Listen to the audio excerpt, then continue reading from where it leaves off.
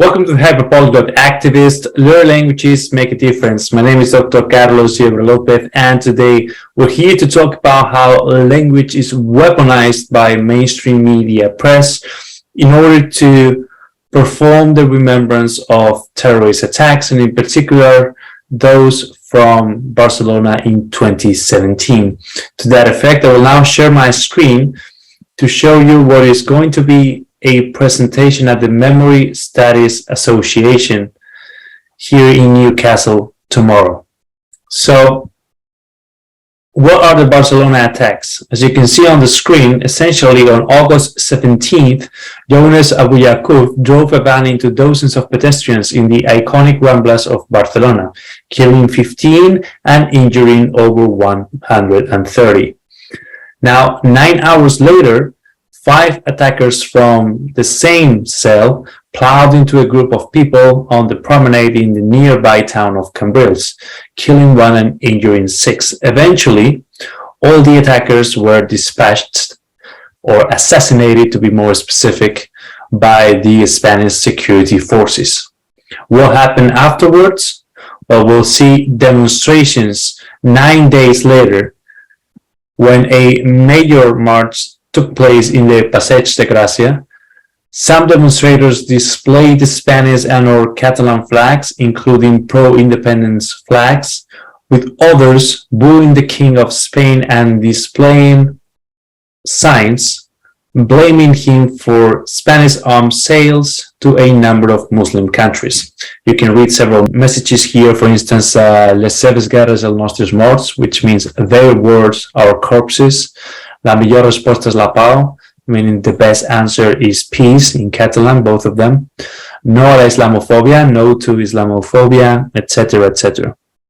Now, for the purpose of our analysis, what's important is that it was speculated that the attacks could have been prevented with a better coordination between the Catalan police and the Spanish National Security Forces. Even some authors speculated that the attacks could have a negative effect when it comes to the vote in the Catalan independence referendum scheduled for October 1st the same year. And by negative effect, then the Spanish nationalist press meant more pro-independence votes. Now, the corpus I have used for the purpose of my analysis is La Vanguardia in its Spanish version, each 17th of August after the attack, meaning the attacks were in 2017, so August 17th of 2018, 2019, 2020, 2021, 2022. And I've chosen La Vanguardia in its Spanish version because this is simply the most read newspaper and version in Catalonia, so it gives us a clear sense of what the most influential and popular message was at that time in Catalonia. Now, because I've only selected news that are strictly related to the attacks, the corpus is not as big as it would have been if I had just taken every single page of every single issue. So it's right under 15,000 words. Now, the theoretical framework I have used is focused on the chronopolitics of the Barcelona attacks. And chronopolitics just means the intersection between time and politics, how thoughts and articulations about time are politically mediated. They're not independent from politics. So in particular, I focused on 3 notions. First, remembrance, which is the action of remembering something, and or a memory or a collection. In our case, it means, how are the Barcelona attacks remembered? That's one of the questions that I'm asking myself. The second one is periodization, which is the categorizing, the breaking down of the past into discrete, quantified, and named blocks of time. So then the question becomes, how is the remembrance of those Barcelona attacks categorized? Through what numeronyms, etc.? And finally, monumentalization, meaning the recording or the memorializing lessonly of the attacks via a real or metaphoric monument. And so the question then is, how are the Barcelona attacks monumentalized into a date that is unforgettable in the history of contemporary Spain, at least the history as sanctioned from a state-sponsored perspective. At any rate, the bottom line is that I hope to show in this presentation that at a national level, the struggle over control of meaning is about making people's life constructions coterminous with remembrances, periodizations, and monumentalizations that are given by the state and disseminated via mainstream media. So the methodology that I've used to that effect is critical discourse analysis, and in particular a subtype of it called Foucauldian discourse analysis, as assisted by Voyant tools. Voyant tools is a digital environment for texts that allow us to look for specific quantitative and qualitative features. So this is a panoramic view of the results offered by Voyant tools when I input my corpus. We can see a Cyrus on the left, meaning the most relevant words, those that are most frequently used, are represented accordingly in size. So the biggest words are those that are most frequently used. We also have the possibility of seeing trends in the use of terms throughout the corpus and how do they relate to trends in other terms. The most frequent words in the corpus, correlations, and the context in which each term appears. Okay, there is the term, say, victims, but in what kind of sentences does it appear next to what kind of words with what frequency? Now, the summary of my findings is as follows. For the year 2018, the issue of August 17th in La Vanguardia, in the Spanish version, features only 4,379 words related to the attacks, which is small in comparison to the rest of the issue, but is still very prominent, particularly if we take into account that that discussion about the attacks is taking place in the cover of that issue, in the politics section, and even in some ad space, meaning specific companies bought space in the page of that newspaper to express their sentiments about the attacks, to express their condolences, the fact that they were on the side of the so-called victims, etc. Then a year after, as we see, the amount of words has decreased, and also the prominence of the places where that discussion about the attacks is taking place. They're no longer taking place in the cover, say, but just in the editorial, which is very important, but less than the cover. Also in the politics section and in some op-ed. Now, the year after, we observe a significant decrease in the amount of words, right under 2,000, and then again in less prominent places. Now in just the politics and culture section, it is no longer the editorial, let alone the cover.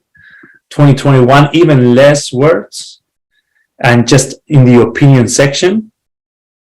And finally, in 2022, meaning last year, there is a new spike in the prominence of Barcelona attack-related news. We see a very significant increase from the year before. Now it goes back up to 3,430 words. And it is again in the cover, in the politics section, and it features an entire mini section commemorating the 5-year anniversary of the attacks. I derive two main conclusions from my findings, which are as follows. First, that the attention, as I just explained, decreased over the years in quantity and quality, except for that last year's spike in 2022. And more importantly, that the editorial line is highly consistent when it comes to endorsing a war on terror framing, unionism, meaning advocating the idea that Catalonia should continue to be part of Spain, and the dismissal of alternative narratives on either the war on terror framing or the unionist perspective, as conspiracy theories. Now, if we have a look at the Cyrus, we can already begin to understand how this operates at a propagandistic level. And so if we just filter by words and terms that are related to time and remembrance, we will observe a few of them already here. For instance, tiempo, which means time, meaning there is already a meta perspective on time as being a fundamental vector of analysis. 17A, meaning 17A, A stands for August in Spanish, 17 de agosto, August 17th. And then homenaje, which is homage, tribute. So let's break them down. As I said, the very presence of tiempo as a prominent word in the corpus means that there is an explicit emergence of time as a topic of discussion. Not only did the Barcelona attacks take place according to certain time coordinates, but actually time becomes itself a topic of discussion. There is a process of remembrance and memorialization that becomes explicit. For instance, you can see here this opinion column called El Triunfo de la Pirotecnia, meaning the triumph of fireworks. And the idea here is that time in the 21st century, in the second decade, is a constant present. It is always a firework that grabs our attention and prevents us from having a critical distance from that which we're seeing. And so the terrorist attacks and the spectacular fashion in which they were, both in which they happened and were broadcasted, brings us back to this idea of time as fireworks. We're moved from one spectacular event to the next one without having enough time to critically reflect on any of them. And so we end up not learning any lessons from any of them. And the second appearance is here in the editorial, where it is speculated that time is like a Taliban. And what it means here is that as much as the US, the UK, Spain, amongst many other quote-unquote Western countries have tried to quell terrorist insurgency in the Middle East, counterinsurgency, in this case by the Taliban, has always stood the test of time and in the end has always triumphed. So therefore, inertia, time in this sense by extension, is Taliban. Regardless of how hard the US, the UK, Spain, etc. might have tried to defeat the Taliban, in the end they always impose themselves on any invader. Now, here we have the notion of the numeronyms, right? Numeronyms are things like 11S, which is the Spanish equivalent of 9/11, or 11M, which is a reference to the fact that the Madrid attacks took place on March 11th, or 17A in the case of Barcelona. These are all numeronyms, right? And numeronyms are a form of national branding, meaning a form of propaganda about one's own country, trying to showcase it in the best light possible to the international audience. And the way this happens is there is a chronopolitical gesture that implies the periodization and monumentalization of certain terrorist attacks, the 9/11 ones, the Madrid attacks, the Barcelona attacks, these three in this case, as major dates in history. In this case in particular, the Madrid and the Barcelona attacks are portrayed as major dates in Spanish national history, amongst other things, by resorting to numeronyms, by resorting to 11M and 17A. The fact that they alone encapsulate so many events lets us know that they are now part and parcel of the most important dates in Spanish history. And to bring this message home, already in the first anniversary in 2018, we can see this image here of a little calendar, as in saying, save the date. Take note that this is a fundamental part of Spanish history. And next to it, the text Cataluña atacada, meaning Catalonia under attack, un año después de los atentados, a year after the attacks. And this numeronym, even though it already appears in 2018, becomes most prominent after the 5th anniversary of the attacks. So this is the cover of the 2022 year on August 17th in La Vanguardia, and you can already see the numeronym at the forefront, right, in one of the headlines in the cover. And then again in the politics section, Barcelona recuerda a las víctimas del 17A. Barcelona remembers in the sense of pays tribute to the victims of the 17A of August 17th. And finally, this numeronym also reinforces a sense of commonality, a sense of family resemblance, in the words of Wittgenstein, between all the specific numeronyms, between 11S, 11M, and 17A. The fact that they're all shortened into a numeronym means that there must be something in common that they all share. What is it? That is left open to interpretation. It might be the fact that they all respond to the same logic, aka the war on terror, according to mainstream media. Or it might be the fact that they also ought to be dealt with in the same fashion, as suggested in security and defense procedures disseminated in mainstream media press. And last but not least, we also have the term homenaje, homage, which appears a lot, and that means that there is a sense of remembrance, periodization, and monumentalization. But unlike the numeronyms and unlike the word tiempo, the word homenaje, homage, adds new dimensions. It adds a transitivity and moralization. Transitivity because an homage is always an homage to something or to somebody. It's not just an homage in isolation, in a vacuum. And moralization because an homage is paid, is rendido in Spanish, to something or to someone because it is due. And what is due to this something or someone is respect, commemoration, etc. So it implies a certain submission or reverence towards that which the homage is paid.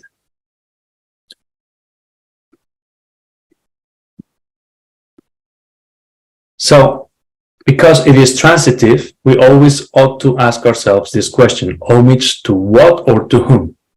And in this case, the answer is clear by now. It is an homage to the most prominent word in the entire corpus, to the victimas, whatever that means. And at any rate, we cannot understand the meaning of victimas as it is operating here for propagandistic purposes in this corpus, isolated from the rest of the terms and words with which it functions, which are the following: atentado, meaning attack, atentados, attacks; terroristas, terrorists; seguridad, security; policía, police; Mossos, which is the Catalan police, etc.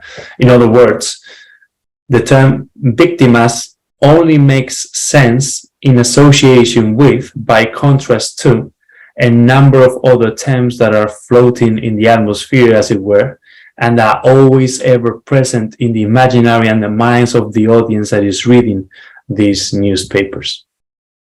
If there are victims, it's because there are terrorists. So that when you read victims, your mind always already wanders towards the supposed existence of terrorists and therefore terrorism. So what is the narrative of the war on terror that is disseminated in mainstream media press as instantiated by La Vanguardia's publications on the Barcelona attacks? The basic narrative is that we, whatever that means, mostly democratic and supposedly innocent citizens of the West, aka victims, registered brand, are at war against jihadist terrorism, Islamist terrorism, Islamic terrorism, or any other Islamophobic Orientalist label you can come up with, which usually stands for something broader, which is the barbaric sub-state, because we know there's no such thing as state terrorism. The terrorist is always a sub-state actor, and irrational other. And this other poses an existential threat to our civilization, to our way of life, to our values, etc. That is a narrative, right? And so it follows from this that so-called counter-terrorist measures ought to focus on consolidating law and order, increasing citizen surveillance, as in the famous campaign in England, whose slogan is "See it, say it, sort it," and concentrating sovereign power in either the state or supranational entities, meaning supra-state entities like the European Union, for instance, right? And this is what the mainstream media press and the politicians mean when they say we ought to unite, we ought to be more united than ever in the face of terrorist attacks. So this narrative that I just presented, on top of all of this, is shown as scientific, neutral, informative rather than performative, discursively transparent, and non-ideological or post-ideological.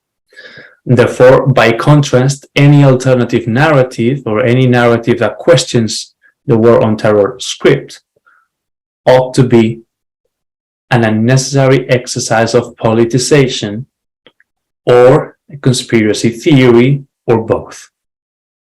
So how does this all work in practical terms when we open an issue of La Vanguardia and we encounter news relative to the Barcelona attacks? It goes something like this.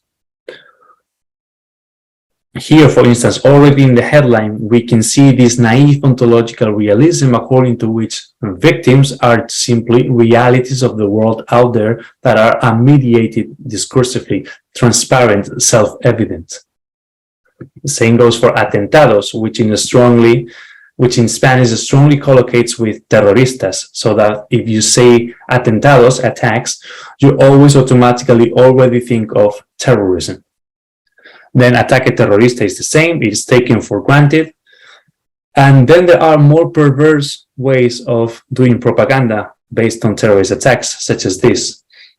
Barcelona rinde homenaje, which means Barcelona pays tribute to. Now, there are a number of rhetorical devices here at stake. First, there is a personification or prosopopeia of Barcelona, as if Barcelona were a person. And what are the implications of this? First, an attempt to elicit sympathy on the reader, so that people who read this piece of news feel more identified with the city, because now you're thinking of the city as a person with feelings, etc. And it's also a performance of unity, because Barcelona pays tribute means that everybody in Barcelona agrees with the message that you are disseminating on the attacks, which is not the case, right? That's why it's a performance rather than an informative statement or description.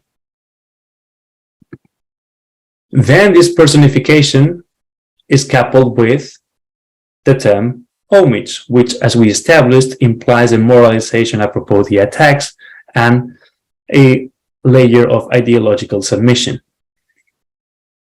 This is coupled with the appearance of tregua, which means truce in English, and the fact that there is a truce implies by contrast that there is a structural situation of war or conflict or violent event.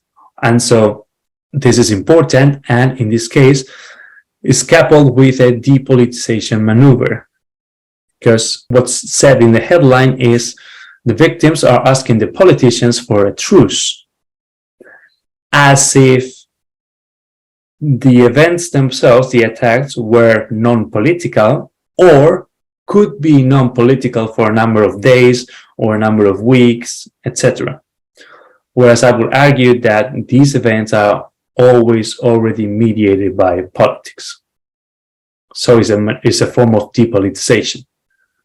And then we also have Islamophobic labels of the sort I already discussed. In this case, atentados yihadistas, meaning jihadist attacks.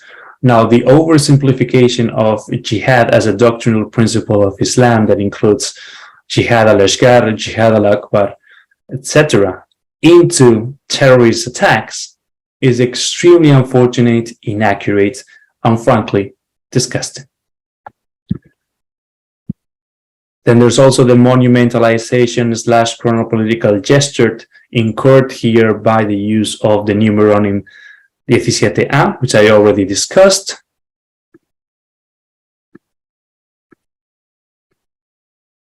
And there's also some cognitive dissonance in the fact that in the headline, the victims are taken for granted as to their identities. It is clear who they are. But actually, when you read the piece of news, it says that those very people who are affected by the attacks, some of them are trying to acquire the status of victims, to be recognized by the Spanish state as victims officially, so that they can claim some kind of compensation, which means that the meaning of victimhood and victima in this case is underdetermined, contrary to the propagandistic message that it is self-evident and transparent.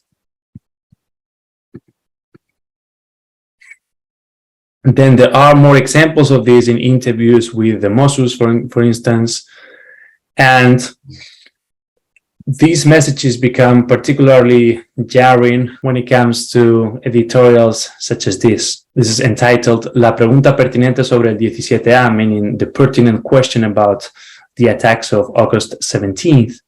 And here they're talking about zarpazos yihadistas, which is an extremely Islamophobic label, right? The jihadist mauling that dehumanizes those who committed the attacks and the very principles and doctrines of jihad. Then, what's most interesting to me in this editorial is the very last paragraph, where after having disseminated all this war on terror framing, the authors come to the conclusion that it would be a mistake to disseminate conspiracy theories. Of course, it will be a mistake. Once you have already framed something as a conspiracy theory, it is already legitimate. Therefore, it will be a mistake, right? It goes without saying. The question, though, is whether what you're calling a conspiracy theory is actually a conspiracy theory or a legitimate alternative narrative. So, the authors say that it will be a mistake to incur conspiracy theories, meaning it will be a mistake to question the narrative we just disseminated in the previous paragraphs, and it will also be a mistake to incur a partisan weaponization of those theories. And by partisan weaponization, they mean a politicization of those theories.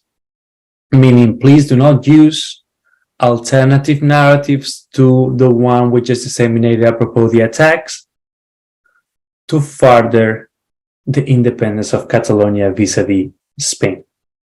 That would be a mistake. Why? We don't know. Because there's no argument against that. There is merely the stigmatizing label of conspiracy theories.